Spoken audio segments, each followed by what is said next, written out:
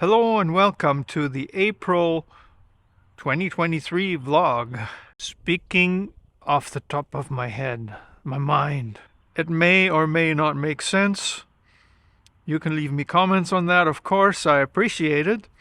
But let's talk about transportation. Now, I've captured some nice footage of our new train that we're hopefully soon going to be able to ride here in Edmonton. They built a new LRT line already, it's been going on. It hasn't carried any passengers yet because it's being tested. And it's been tested for so long that right now on my mind there are serious doubts that everything is okay with this train. That's especially true since in this past month we had about 4 reports that cars have collided with that train. Now think about that. That train isn't really operating yet. It's just being tested. Now, on social media here in the city, it's been mostly blamed on the drivers because they're making illegal right turns the way they're used to in Alberta, because you can turn right on a red light as long as there's no traffic coming. But on these particular intersections, there's also train tracks now. And by the way, those train tracks are there without any arms going down or any other warning as far as I'm aware that the train is coming. So drivers that have been circulating in this area probably for years and even decades have a hard time getting used to the new traffic patterns. So yeah, there have been collisions with the train. And of course, on social media, people have been blaming the drivers for that, and to some extent they're probably right. But there's another side to that. I don't know, is it fair to blame those drivers entirely? Because drivers in Edmonton, for the most part, have been trained to take the road for granted to themselves almost entirely, which I don't think is a good thing, but the default way for people in North America to get around, to get to school, to get to work, to get to the store, get anywhere, is the automobile. You know, now you're expecting everybody to adapt to a change really quickly, and most people do. You know what my opinion on this whole thing is? We should have spent more money on this LRT expansion and done it properly so that it doesn't interfere with car traffic, because the fact is that unfortunately we do have a lot of car traffic. I am a big supporter of the LRT, and I think all cities should have a decent system that brings people around. But they shouldn't cross the roads unless it's absolutely inevitable. And this, here in Edmonton, I think with a little bit more investment, those trains could have been elevated. They could have been totally out of the way of the automotive and pedestrian and everything else traffic, and it would have been a lot safer for everybody. Now, I know there are a lot of people that believe that the trains should be at street level so that it's easy for pedestrians to get on and off and to get there, and, you know, everything should be on one level. But, well, we're just adding to a bad infrastructure. We're just throwing more stuff on there. There's a set of train tracks now in an intersection that is already overloaded with stuff for people to be aware of, to pay attention to. I think that's too much. There should have been an overpass, or even put the train underground. And I realized that putting a train on elevated pillars would cost a lot more. But since we're already spending hundreds of millions of dollars on this train, I think every effort should have been made to go all out and do it properly. I am kind of sad that that wasn't happening, because now the train's going to get a bad rap. It's already happening. I mean, yeah, there are a lot of people who shake their heads about this train, and I gotta be honest with you, I don't blame them. We do have a lot of car traffic, and we haven't done anything to reduce that. Like, what we can do in countries like Canada and the United States is put limits on how many cars we allow on our roads. And for that to actually happen, we have to provide alternatives for good transportation. Now, here in Edmonton, the city is trying very hard to do that. We've got a train and it's being expanded, which is really, really good news. But the problem with the LRT, the way we know it today, is that people are tolerated to loiter there. And yeah, how do I say this in a proper way? Drug use is tolerated. Drug use on the train, in the train stations, is tolerated. The excuse is that these people need a place, they don't have any place to go, and of course it makes me sad too. There shouldn't be anybody in a rich town like Edmonton, Alberta, that doesn't have any place to go. We should provide places for those that can't afford one, and even if they have addictions problems and stuff.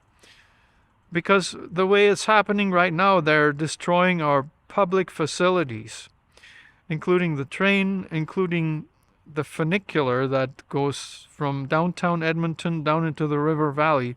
A beautiful installation, actually, but it gets vandalized so regularly that, yeah, it's questionable. Now, the other thing that is really important in Edmonton, it's the bike lanes, and thankfully, the city has approved a budget for that. So the bike plan is actually happening, and I'm quite excited about it. I had a bit of an exchange with a guy on YouTube here who's been commenting on my bike lane videos where I speak out in support of bike lanes. And he's been saying things like, you know, in the wintertime, nobody is riding the bike lanes and they are too expensive. And why don't we just paint a line on the street so the bike lanes would be much more affordable for the city? And, you know, why would bikes get special treatment in traffic?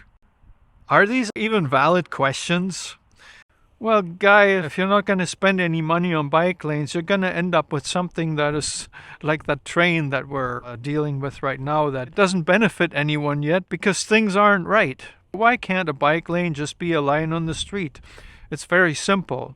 Because those bike lanes are death traps for cyclists, and they're also open game for any motorist that feels the need to take up that space. We can't have that. We have to have bike lanes that encourage people to use their bicycles because they are safe and they connect well and all of this stuff. Otherwise, you might be right, not a whole lot of people are going to use the bike lanes. Cyclists on public roads are, according to Alberta traffic rules, vehicles. So they have the same rights and the same obligations like any other person operating a vehicle, whether it be motorized or a bike. You know, problem with that is that there's a difference. You know, you hit a bicycle with your car, chances are that the cyclist will be severely injured and the bike will be totaled. Now, the person in the car probably get upset about a scratch on their bumper. Now, I don't think there's any doubt about that bicycles are a good way of transportation that don't put any carbon emissions into the air. They're actually amazing in my opinion. And now we got a boom of electric bikes hitting the streets, and I personally will probably never buy one unless I'm 95 years old and can't move my legs anymore. But I am all for electric bikes because they don't have any carbon emissions besides that little bit that it takes to charge the batteries. And they can, in some cases, be charged with solar and wind energy. Wind, see? I don't know why we're not using it more here in Alberta. We have lots of it. So much it messes up my video. As far as cars go, did you know that worldwide, every year about 1.3 million people die in traffic collisions, car accidents? To put that into perspective, in 2020, it is estimated that about 3 million people passed away as a result of, you know, the thing that we had going on with the public health. It's a titwit. Let's call it the titwit. Killed a lot of people, right? Estimated 3 million people in 2020. For the traffic accidents, it's pretty much been going on for decades. I mean, people in the millions dying every year. Let that sink in for a minute, and then tell me if this is a good way for people to get around. The key to a better transportation system is lower energy use, because that actually makes it achievable with solar and renewable energy to power enough vehicles. And well, as for a bicycle, you don't even need that.